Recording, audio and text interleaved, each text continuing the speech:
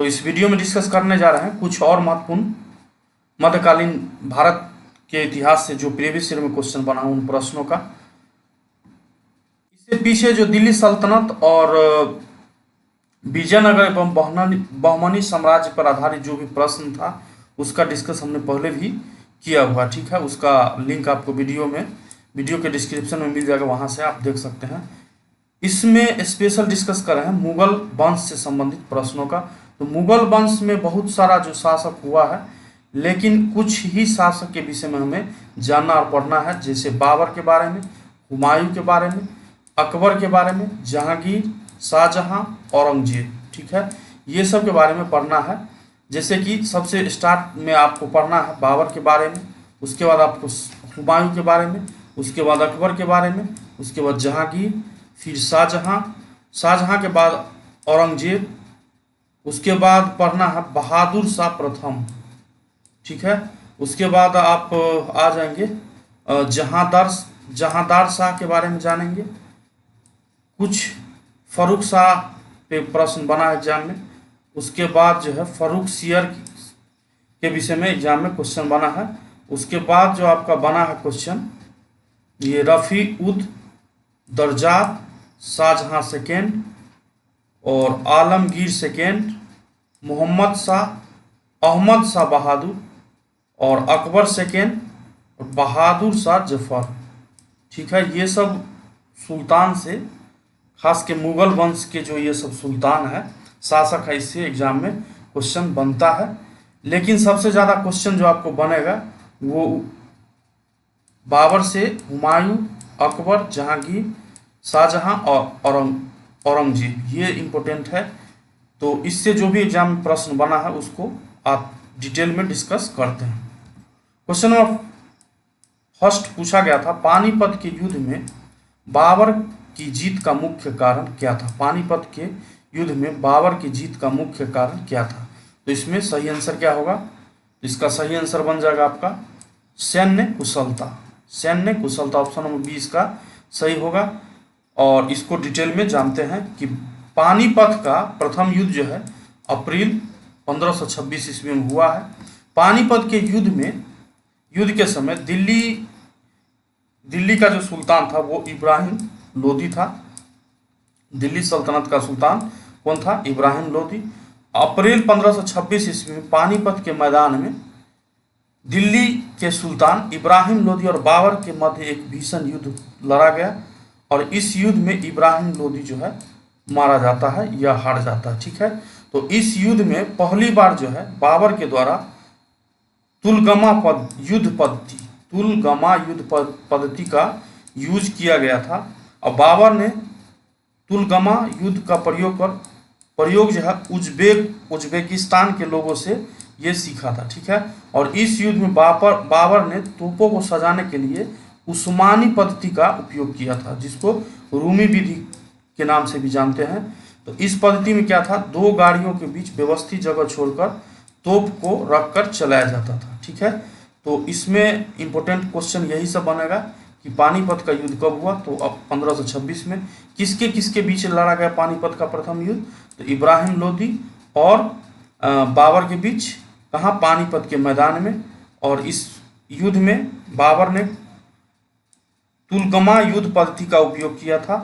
जो तुलगमा युद्ध पद्धति जो है उज्बेकिस्तान के लोगों से बाबर सीखा था, ठीक है। तो ये सब का इम्पोर्टेंट पॉइंट है जो इससे बन सकता है। तो इसका सही आंसर क्या होगा? एक तो उसकी घुड़सवारी सेना, तुलगमा पद्धति, अफगानों की आपसी। तो इसमें सही आंसर जो है ये सैन्य कुशलता के वजह से जो है पानीपत के युद्ध में बाबर का जीत का इम्पोर्टेंट रीजन रहा है। पानीपत के युद्ध में बाबर के तोपखाना का नेतृत्व उस्ताद अली और मुस्तफ़ा खान नामक दो योग्य अधिकारी के द्वारा किया गया था। पानीपत के युद्ध में इब्राहिम लोदी की हार से भारत में अफगान शक्ति छीन हो गई। युद्ध के पश्चात दिल्ली और आगरा समेत लोदी साम्राज्य के समस्त भागों पर बाबर ने अधिकार कर लिया। भारत विजय के उपलक्ष्य में बाबर प्रत्येक काबुल निवासी को एक एक चांदी का सिक्का उपहार स्वरूप प्रदान किया था। अपनी इसी उदारता के कारण उसे कलंदर की उपाधि दी गई है। इस युद्ध में विजय का श्रेय बाबर ने अपने धुरंधारियों को दिया है।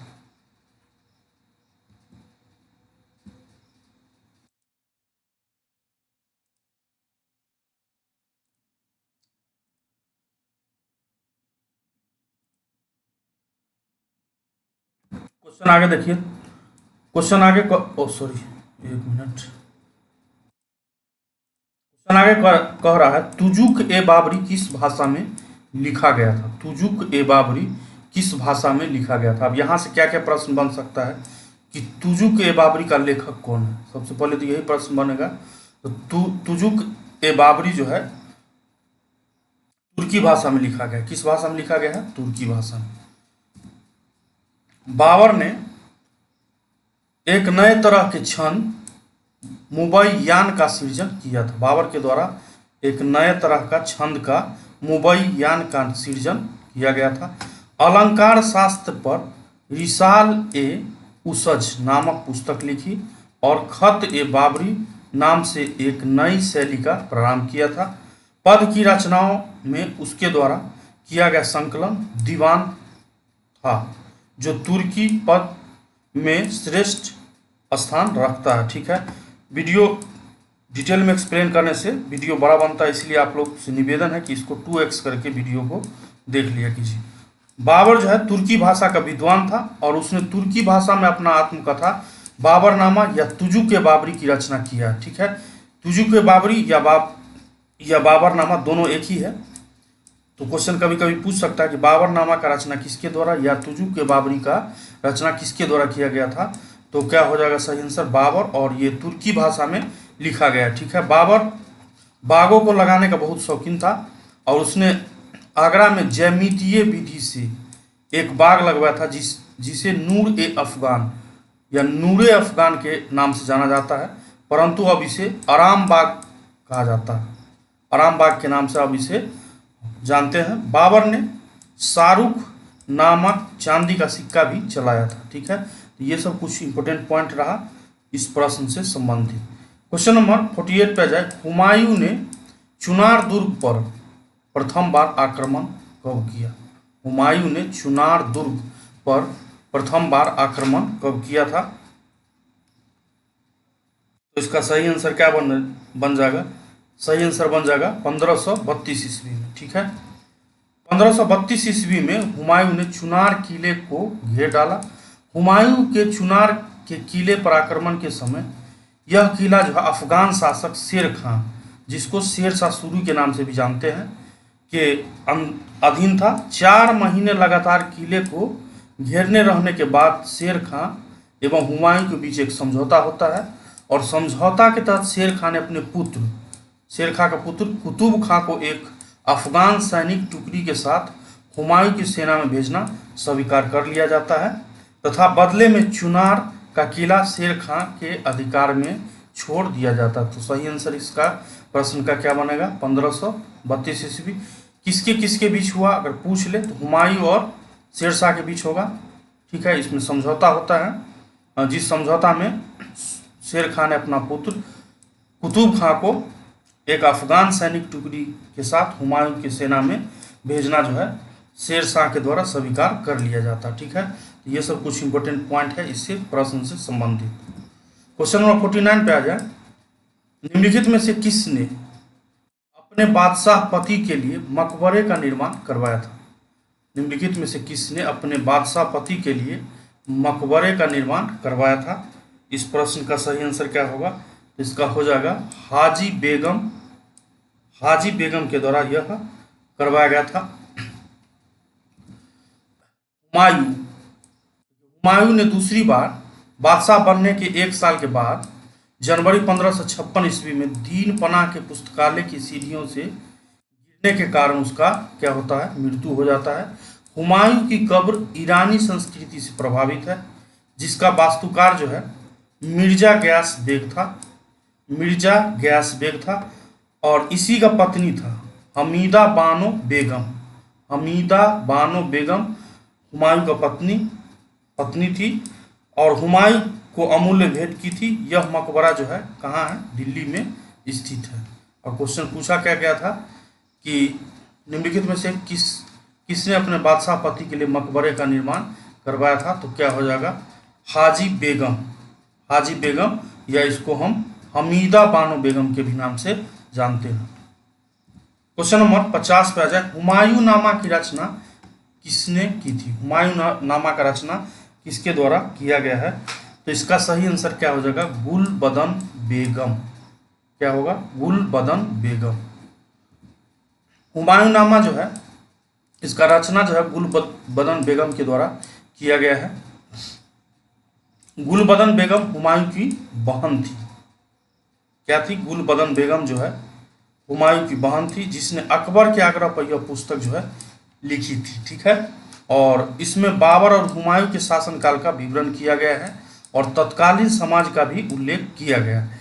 बाबर को 20 द्वारा मारे जाने का उल्लेख भी इस पुस्तक में किया गया है। हुमायूं नामा में रचनाकार गुलबदन बेगम कौन थी? हुमायूं की सिस्टर, बहन। क्वेश्चन आगे देखिए, क्वेश्चन नंबर 51 पे आ जाए, हुमायूं द्वारा लड़े गए 4 प्रमुख युद्ध का तिथि के अनुसार सही क्रम अंकित करना है। युद्ध स्थलों के नाम नीचे दिया गया है। हुमायूं के द्वारा जो युद्ध लड़ा गया उसको तिथि के अनुसार क्रमबद्ध करना है और ये प्रश्न में पूछा गया है। तो इसके अनुसार आपका आंसर बन जाएगा सबसे पहले देवरा, उसके बाद चौसा, फिर कन्नौज, फिर सरहिंद। ऑप्शन नंबर डी होगा। अब देखते हैं इसको डिटेल से। 26 दिसंबर 1930 ईस्वी को बाबर के मौत के साथ 30 दिसंबर 1930 को हुमायूं का राज्याभिषेक कर दिया जाता है और उत्तर भारत के हिस्सों समेत अफगानिस्तान और पाकिस्तान तक फैले साम्राज्य में हुमायूं ने 1530 से लेकर 40 तक और 1556 से 55 से लेकर 56 के 2 कालखंड के बीच में शासन किया। यानी 15 से पहला कालखंड कब था? 1530 से लेकर 1540 के बीच शासन किया और इस बीच में शेरशाह सूरी का शासन रहा है और उसके बाद पुनः 1555 से लेकर 56 के बीच पुनः ये सत्ता में वापस आया। तो हुमायूं के द्वारा जो युद्ध लड़ा गया था उसमें सबसे पहले है देवरा का युद्ध 1531 में लड़ा गया। सेकेंड में आता है चौसा का युद्ध जो 1539 में लड़ा गया। उसके बाद बिलग्राम जो 1540 में लड़ा गया था। इसी बिलग्राम को हम कन्नौज के युद्ध के भी नाम से जानते हैं। कन्नौज के युद्ध के नाम से बिलग्राम के युद्ध को जानते हैं। और सबसे लास्ट में जो लड़ा गया है वो है सरहिंद का युद्ध जो 1555 ईस्वी में लड़ा गया। ठीक है, ये सब कुछ इंपॉर्टेंट पॉइंट है जो इससे संबंधित है। क्वेश्चन नंबर आगे देखिए। क्वेश्चन नंबर आगे कह रहा है, निम्नलिखित में से किस सुल्तान ने पहले हजरत आला की उपाधि अपनाई और बाद में सुल्तान की? क्वेश्चन पूछ रहा था कि निम्नलिखित में से किस सुल्तान ने सबसे पहले क्या किया? हजरत आला का उपाधि धारण किया और बाद में सुल्तान का उपाधि जो है धारण किया था। 52 नंबर प्रश्न का। तो इसका सही आंसर हो जाएगा शेरशाह सूरी। शेरशाह सूरी से इम्पोर्टेंट है, यहाँ से क्वेश्चन आपको बनेगा ही, चाहे मेडाइवल हिस्ट्री से पूछ ले चाहे बिहार स्पेशल के अंतर्गत पूछ ले। इससे कम एक प्रश्न का आशा आप एग्जाम में कर सकते हैं। 1529 ईस्वी में बंगाल के शासक नुसरत शाह को पराजित करने के बाद शेर खां या शेरशाह सूरी ने हजरत आला की उपाधि जो है धारण किया था। 1539 ईस्वी में चौसा के युद्ध में हुमायूं को पराजित करने के बाद, चौसा का युद्ध कब हुआ? 1539 में, पीछे भी हमने डिस्कस किया है। और किसके बीच? तो शेरशाह सूरी और हुमायूं के बीच, जिसमें हुमायूं जो है पराजित हो जाता है और उसने यही युद्ध में, चौसा के युद्ध के बाद शेरशाह की उपाधि शेर खां के द्वारा शेरशाह की उपाधि जो है धारण किया जाता है तथा अपने नाम का खुतबा पढ़वाया जाता है और सिक्का भी चलवाया शेरशाह सूरी ने। क्वेश्चन हम आगे देख लिए। क्वेश्चन में इंपॉर्टेंट है आगे, शेरशाह का मकबरा कहाँ स्थित है? शेरशाह का मकबरा कहाँ स्थित है? तो ये जो है शेरशाह का मकबरा जो है ये सासाराम में स्थित है। देखिए, कालिंजर अभियान जो है 1545 ईस्वी में शेरशाह का अंतिम अभियान था कहा जाता है कि शेरशाह ने कीरत सिंह, कालिंजर का शासक था, वर्तमान शासक कौन था उस समय, कीरत सिंह, जो कि कालिंजर का वर्तमान शासक था, कि एक नाच करने वाली दासी को हथियाने के लिए कालिंजर पर आक्रमण कर देता। कौन आक्रमण करता है, शेरशाह सूरी, और जिसको कीरत सिंह ने देने से मना कर दिया। कीरत सिंह देने से मना कर दिया किसको, नाचने वाली एक दासी को। और कालिंजर युद्ध के दौरान शेरशाह ने किले की दीवार को गोला बारूद से उड़ा देने का आज्ञा देता है, और उसी दौरान किले के दीवार से टकराकर एक गोला उसके पास भी आ जाता है और बारूद के ढेर पर जा गिरा, जिसके वजह से जो है मृत्यु हो जाता है। कब, 22 मई 1545 ईस्वी को शेरशाह का जो है मृत्यु हो जाता है। तो शेरशाह का मकबरा बिहार के रोहतास जिला में पड़ता में सासाराम नामक स्थान पर एक तालाब के नीचे, एक तालाब के बीच ऊंचे चबूतरे पर बना है। कालिंजर का युद्ध जो है 1545 के दौरान घायल हो जाने की वजह से शेरशाह का जो है मृत्यु हो जाता है। तो ये इंपॉर्टेंट पॉइंट है इस प्रश्न से संबंधित, जहाँ से क्वेश्चन अगर चाहे डिटेल में तो बना सकता है। क्वेश्चन नंबर 54 पे आ जाए। हल्दी घाटी के युद्ध में महाराणा प्रताप की सेना के सेनापति कौन थे? हल्दी घाटी के युद्ध में महाराणा प्रताप की सेना के सेनापति कौन थे? इस प्रश्न को जानने से पहले जानते हैं हल्दी घाटी के युद्ध के बारे में। हल्दी घाटी का युद्ध जो है 1576 ईस्वी में हुआ है। 1572 ईस्वी में उदय सिंह की मृत्यु के बाद उसका पुत्र महाराणा प्रताप, यानी यहाँ से क्वेश्चन अगर पूछना चाहे तो बन सकता है कि महाराणा प्रताप के पिता का क्या नाम था, उदय सिंह। ये जो है 1572 ईस्वी में उदय सिंह का मृत्यु हो जाता है। उसके बाद महाराणा प्रताप जो है गद्दी पर बैठते हैं। उसने गोकुंडा नामक स्थान पर अपना राज्याभिषेक करवाया और महाराणा प्रताप ने उदयपुर के बाद मेवाड़ की राजधानी कुंभलगढ़ स्थानांतरित किया था। 1576 में हल्दी घाटी की लड़ाई हुआ और इस युद्ध में महाराणा प्रताप की पराजय हो जाता है। महाराणा प्रताप पराजय हो जाता है, लेकिन पराजित होने के बाद भी मेवाड़ के शासक ने मुगलों की अधीनता जो है स्वीकार नहीं किया और इस युद्ध में मुगल की तरफ से सेना का नेतृत्व कौन कर रहा था? आसफ खान और मान सिंह। ये मुगल के सेना की तरफ से थे। कौन कौन था? आसफ खान और मान सिंह। दूसरे साइड जो है महाराणा प्रताप के सेना के तरफ से नेतृत्वकर्ता जो थे वो हकीम खां सूर अफगानी शासक थे एवं भीलों की एक संयुक्त सेना भी उसके पास थी। इसी प्रसंग में भामा शाह का त्याग भी महत्वपूर्ण माना जाता है। अबुल फजल के अनुसार यह जो है खामनौर का युद्ध था। ठीक है, तो ये सब कुछ पॉइंट है हल्दी घाटी के युद्ध के से संबंधित। अब प्रश्न पे आते हैं कि हल्दी घाटी के युद्ध में महाराणा प्रताप की सेना का सेनापति कौन था? तो क्या हो जाएगा? हकीम खान। ठीक है, यहाँ देखिए, यहाँ है ना हकीम खान। क्वेश्चन नंबर 55 पे आ जाए कि निम्नलिखित में से किस मुस्लिम शासक ने तीर्थ यात्रा कर समाप्त कर दिया था? निम्नलिखित में से किस मुस्लिम शासक ने तीर्थ यात्रा कर समाप्त कर दिया था? आपसे निवेदन है कि कृपया वीडियो को 2x करके देख लीजिए, इससे आपका टाइम जो है बच जाएगा। वीडियो डिटेल में डिस्कस करने से टाइम जो है ज़्यादा लगेगा। तो क्वेश्चन 55 का रहा था, निम्नलिखित में से किस मुस्लिम शासक ने तीर्थ यात्रा कर जो है समाप्त कर दिया था? तो ये जो है समाप्त किया गया था अकबर के द्वारा। अब इसको डिटेल में जानते हैं। 1562 ईस्वी में युद्ध बंदियों को दास बनाए जाने पर रोक लगा दिया। किसके द्वारा? अकबर के द्वारा। 1563 ईस्वी में तीर्थ यात्रा कर की समाप्ति कर देता है और 1564 ईस्वी में जजिया कर को समाप्त कर दिया जाता है। हुमायूं जब शेरशाह शुरू से पराजित हुआ तो कुछ समय के लिए उसे निर्वासित जीवन बिताया। इसी निर्वासित जीवन के दौरान 1542 ईस्वी में अमरकोट के राणा बीरसाल के यहाँ हमीदा बानो बेगम हुमायूं की पत्नी से अकबर का जन्म होता है। ये अकबर के विषय में कहानी है, जो अकबर का जन्म कहाँ हुआ, कैसे हुआ। तो अमरकोट के राणा 20 साल के यहाँ हमीदा बानो बेगम जो है, जो हुमायूं की पत्नी थी, वो अकबर को जन्म देती है। कब? 1542 ईस्वी में। क्वेश्चन नंबर 56 पे आ जाए।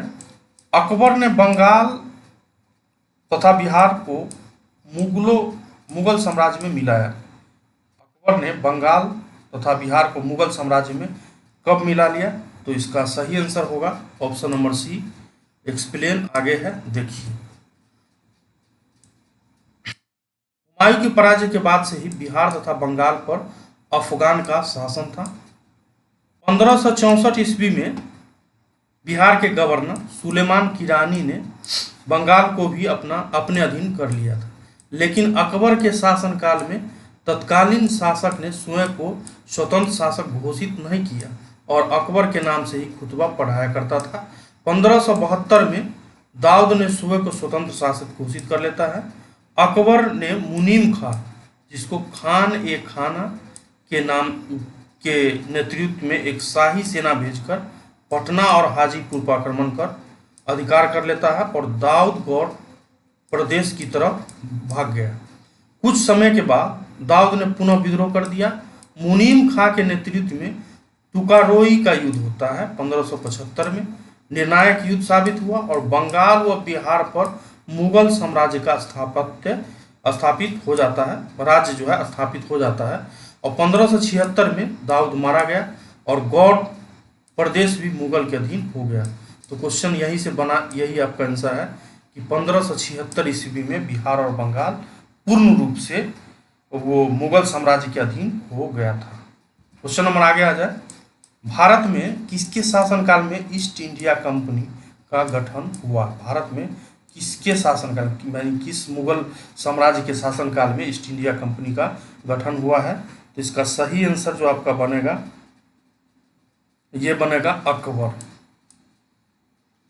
इसका एक्सप्लेन देखिए कि दिसंबर 1599 ईस्वी में लंदन के कुछ व्यापारियों ने लॉर्ड मेयर की अध्यक्षता में एक सभा का आयोजन किया, जिसमें पूर्वी द्वीप समूह के साथ व्यापार की योजना तैयार किया गया।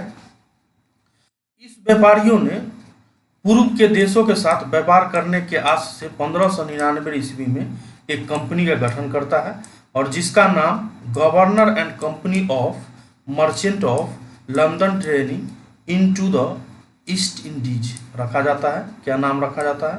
फिर से सुनिए, governor and company of merchant of London trading into the East Indies रखा जाता है। इसे जॉन कंपनी के नाम से भी जाना जाता था। और इस दौरान भारत का बादशाह जो है अकबर, जो 1556 से लेकर 1605 ईस्वी तक शासन किया, इस बीच में था। तो यही प्रश्न पूछा गया था कि भारत में किसके शासन में ईस्ट इंडिया कंपनी का गठन हुआ है? तो सही आंसर क्या होगा? Option number B, Akbar. Question number 58 पे आ जाए। आईना ए अकबरी किसके द्वारा लिखा गया? किसके द्वारा लिखा गया है आईना ए अकबरी? इसका सही आंसर क्या हो जाएगा? अबुल फजल। आगे देख लीजिए, आईना ए अकबरी जो है अकबर के 9 रत्नों में से एक थे। कौन? अबुल फजल। इसी के द्वारा यह बुक जो है आईना ए अकबरी लिखा गया। यह अकबरनामा के 3 भागों में यह जो है तीसरा भाग है। अकबरनामा के 3 भागों में तीसरा भाग है। इसमें अकबरकालीन शासन व्यवस्था का आधिकारिक जो है वृत्तांत डिस्कस किया गया। ठीक है। क्वेश्चन नंबर 59 पे आ जाए। एतमादुद्दौला का मकबरा आगरा में किसने बनवाया? एतमादुद्दौला का मकबरा आगरा में किसने बनवाया? तो इसका सही आंसर क्या होगा? ये बनवाया गया था नूरजहां के द्वारा। किसके द्वारा? नूरजहां के द्वारा। अब इसका डिटेल देखते हैं कि एतमादुद्दौला का मकबरा जो है यह अकबर एवं शाहजहां की शैलियों के मध्य एक कड़ी है। इसका निर्माण मलिक ए आलम नूरजहां ने मलिका ए आलम नूरजहां ने 1626 से लेकर 28 ईस्वी के बीच में करवाया था। जो मिर्जा गयास बेग उर्फ एतमादुद्दौला की पुत्री थी। ठीक है, इसी का पुत्री थी कौन? नूरजहां। आगरा में यमुना किनारे सफेद संगमरमर से निर्मित इस इमारत में सर्वप्रथम पित्रादुरा, देखिए पित्रादुरा तकनीक है, इससे क्वेश्चन एग्जाम में बना है, इसका क्वेश्चन आपको आगे देखने को मिलेगा। पित्रादुरा पत्थरों पर जवाहरात जड़ने का जो काम है इसका इस्तेमाल हुआ है। ये सब इम्पोर्टेंट पॉइंट रहा। देखिए यही है क्वेश्चन नंबर 60। प्राचीन कारी पिटराड्यूरा, पित्रादुरा या पिटराड्यूरा निम्न में से किससे संबंधित है? तो दीवारों में अर्ध कीमती पत्थर जड़कर फूलों की नक्काशी करना, इससे संबंधित है। प्राचीनकारी पिटराड्यूरा या पित्रादुरा, पित्रादुरा तकनीक। देखिए यह जो है इतावली भाषा का शब्द है, इतावली भाषा का शब्द है जिसका शाब्दिक अर्थ होता है हार्ड स्टोन या कठोर पत्थर। तो सरल शब्दों में यह पत्थरों पर जड़ाऊ काम है। इसका इस्तेमाल जो है मुगल स्थापत्य कला में बखूबी किया गया है। यह कला जो है 16वीं सदी में इटली के रोम में प्रयुक्त होता था और बाद में फ्लोरेंस के कलाकारों ने इसे शीर्ष पर पहुंचाया था। ये सब कुछ इंपोर्टेंट पॉइंट रहा पित्रादुरा से संबंधित। क्वेश्चन नंबर 61 पे आ जाए। मध्यकाल में बटाई शब्द का अर्थ क्या था? मध्यकाल में बटाई शब्द का क्या अर्थ था? तो मध्यकाल में बटाई शब्द जो है ये जो है एक लगान से लगान निर्धारण करने का एक तरीका हुआ करता था। मध्यकाल में बटाई शब्द का तात्पर्य है लगान निर्धारण करना। एक पद्धति था जिसमें वास्तविक उपज का बंटवारा राज्य और कृषक के बीच होता था। जो वास्तविक उपज होता था उसका बंटवारा जो है राज्य और जो कृषक था उसके बीच होता था। शेरशाह सूरी ने लगान के निर्धारण के लिए प्रणालियां अपनाई थी। यह प्रणाली जो है शेरशाह सूरी के द्वारा अपनाया गया था जिसमें 3 है। एक है पहला नस्क जिसको मुक्तई अथवा कनकूत के नाम से जानते हैं। एग्जाम में ये सब क्वेश्चन बन सकता है। ठीक है, दूसरा है नकदी अथवा जब्दी। तीसरा है गल्ला बख्शी या बटाई। बटाई 3 प्रकार का होता था, खेत बटाई, लंक बटाई एवं रास बटाई। तो इस प्रश्न का सही आंसर क्या हो जाएगा? बटाई शब्द का क्या अर्थ है? लगान निर्धारण करने का एक तरीका था। क्वेश्चन हम आगे आ जाए 62 पर। किस मुगल शासक ने चित्रकारी के लिए कारखाने बनवाए थे? किस मुगल शासक ने चित्रकारी के लिए कारखाने जो है बनवाए थे? तो इसका सही आंसर जो है ये हो जाएगा हुमायूं। इसका एक्सप्लेन, जबकि बीपीएससी आयोग के द्वारा इसको बी ऑप्शन सही माना गया था। ठीक है, और अभी के अनुसार तो अब ऑप्शन नंबर 5 पूछना बंद कर दिया, नहीं तो 5 पूछता तो इसमें होता 1 से अधिक या इसमें से कोई नहीं। इसका एक्सप्लेन देखिए कि हुमायूं ने चित्रकारी के लिए कारखाना एनसीईआरटी के बुक के अनुसार दिया गया है निगार कारखाना। एनसीईआरटी के बुक में जो दिया गया है निगार कारखाना, जबकि अन्नू मनुजा की पुस्तक जो है और critical study of Mughal painting during Akbar's reign के अनुसार जो है इसको तस्वीर बनवाया था जो उसकी पुस्तकालय से जुड़ा था। और बिहार लोकसभा आयोग ने अपने प्रश्न में इसका उत्तर जो है बी ऑप्शन माना है। तो एग्जाम देते हैं तो हमें बीपीएससी के अनुसार ही चलना है। क्वेश्चन नंबर 63 कर रहा है कि दास्तान ए अमीर हमजा का चित्रांकन किसके द्वारा किया गया? 63 का इसका सही आंसर जो है इसको एक्सप्लेन देख लीजिए कि अकबर ने अपने ग्रंथों को चित्रित करवाया था। इसमें सर्वप्रथम दास्तान ए अमीर हमजा है, यह हुमायूं के काल में चित्रित होना स्टार्ट हुआ था और अकबर के शासनकाल में पूर्ण हुआ। स्टार्ट कब हुआ? हुमायूं के शासनकाल में, लेकिन पूर्ण कब हुआ? अकबर के शासनकाल में। ठीक है, बंदायूनी और शाह नवाज खां के अनुसार इसे तैयार करने में लगभग 15 साल लगे थे। पहले सैयद अली, बाद में देखिए सैयद अली, मीर सैयद अली, या बाद में अब्दुस्सद की देखरेख में प्राय 50 चित्रकारों ने इसे तैयार करने में हिस्सा लिया था। इसमें करीब 1400 चित्र है और सभी चित्र जो है 27 इंच से लेके 20 इंच के बीच आकार वाले असामान्य रूप से लंबे चौड़े फोलियो के एक तरफ चिपकाए हुए थे। इस ग्रंथ फारसी नायक अमीर हमजा मोहम्मद साहब के चाचा के वीरतापूर्ण कारनामों का उल्लेख होता है। इसमें क्या क्या आंसर बन गया, ये भी बन गया, ये भी बन गया, तो इसका क्या आंसर होगा? एक से अधिक आंसर सही होगा या इसमें से कोई नहीं होगा? क्वेश्चन में आगे आ जाए। 64 करा यूरोपीय चित्रकारी, यूरोपियन पेंटिंग का प्रवेश किसके दरबार में हुआ? 64 का इसका सही आंसर क्या बन जाएगा? यूरोपीय चित्रकारी का प्रवेश जो है अकबर के दरबार में हुआ है। इसको डिटेल में जानते हैं।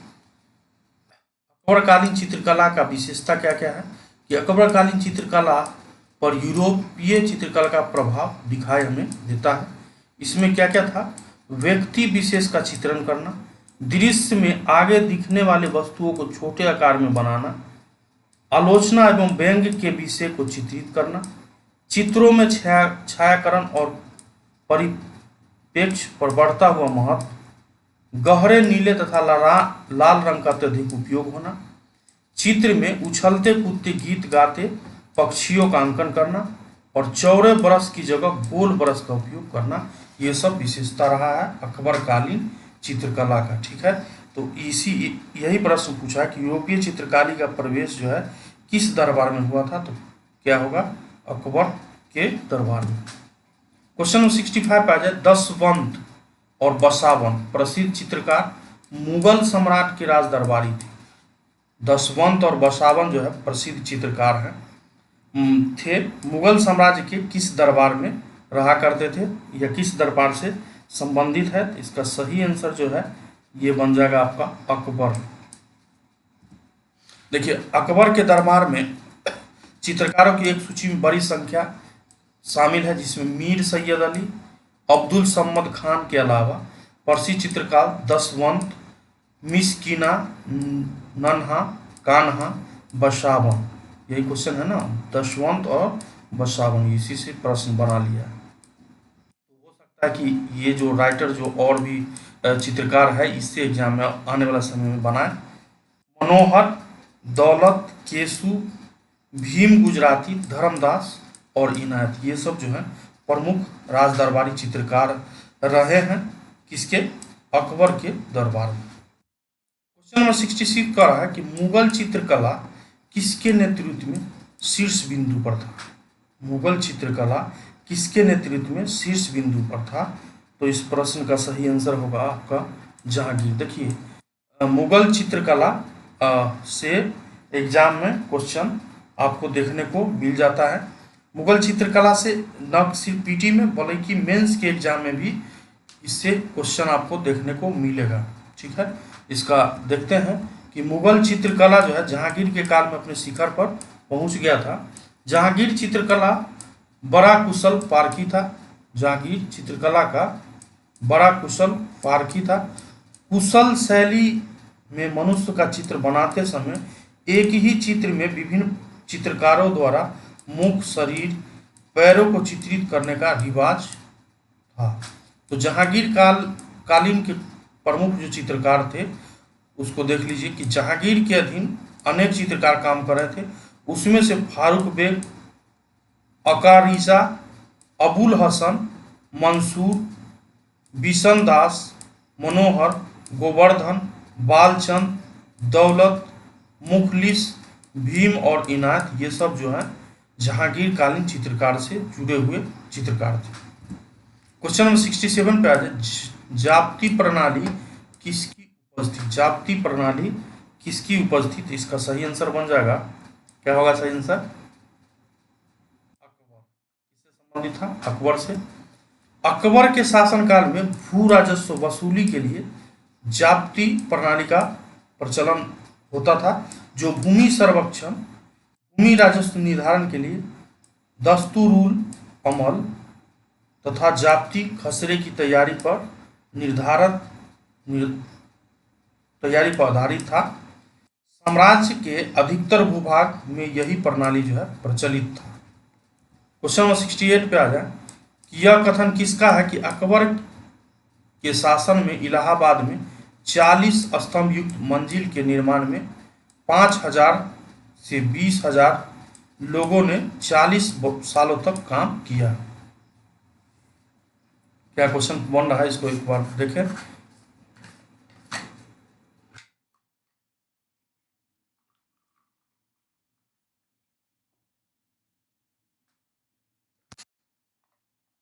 यह किसका कथन है कि अकबर के शासन में इलाहाबाद में 40 स्तंभ युक्त मंजिल के निर्माण में 5000 से लेकर 20,000 लोगों ने 40 वर्ष तक काम किया है। ये जो है स्टेटमेंट ये दिया गया था विलियम फिंच का स्टेटमेंट है। विलियम फिंच के अनुसार इलाहाबाद स्थित जो है पैलेस ऑफ 40 के नाम से भी जानते हैं, पैलेस ऑफ 40 पिलर्स के निर्माण में 40 वर्ष लगा और इसके निर्माण हेतु 5000 से लेके 20,000 लोगों ने कार्य किया। क्वेश्चन नंबर 69 पे आ जाए। कश्मीर का अकबर नाम से प्रसिद्ध सुल्तान था। कश्मीर का अकबर नाम से प्रसिद्ध सुल्तान था। इसको सुल्तान जैनुल आबदीन के नाम से हम लोग जानते हैं। अकबर के समान धर्म सहिष्णु एवं सामाजिक कार्यों के लिए सुल्तान जैनुल आबदीन को कश्मीर का अकबर भी कहा जाता है।